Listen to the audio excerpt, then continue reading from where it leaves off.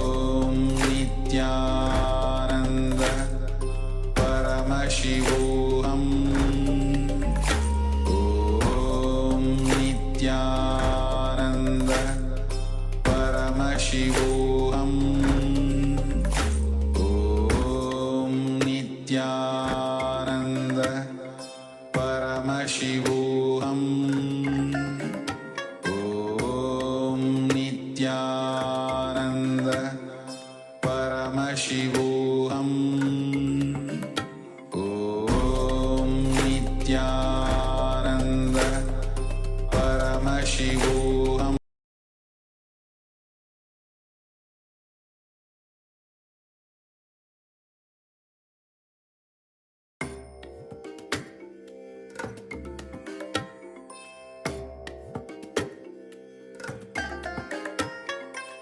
I bless you all. Let you all open all your three eyes and manifest the powers of Mahasudashiva. Om Nityananda Paramashivoham Om Nityananda Paramashivoham Om Nityananda Paramashivoham Om Nityananda Paramashivoham Om Nityananda Paramashivoham Om Nityananda Paramashivoham Om Nityananda Paramashivoham Om Nityananda Paramashivoham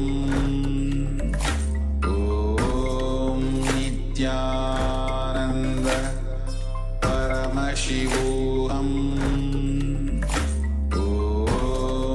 Nityananda Paramashivoham Om Nityananda Paramashivoham Om Nityananda Paramashivoham Om Nityananda Paramashivoham Om Nityananda. Yes, sorry for the technical glitch. They had little issues with the power, and we're doing the power manifestation, second round of the power manifestation. We'll be continuing with that. So again, quickly cover your eyes with the eye bands.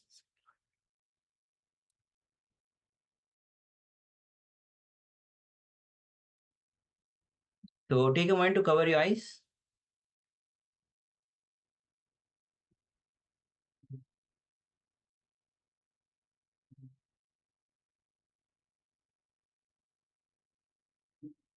Bring your awareness to the third eye.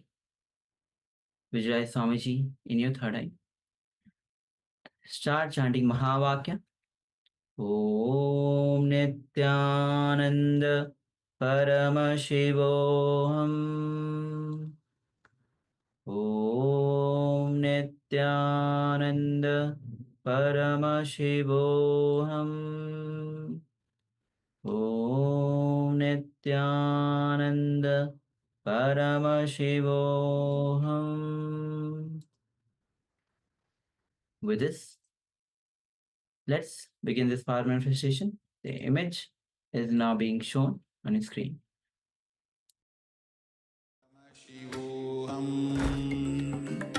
Om Nityananda Paramashivoham Om Nityananda Paramashivoham Om Nityananda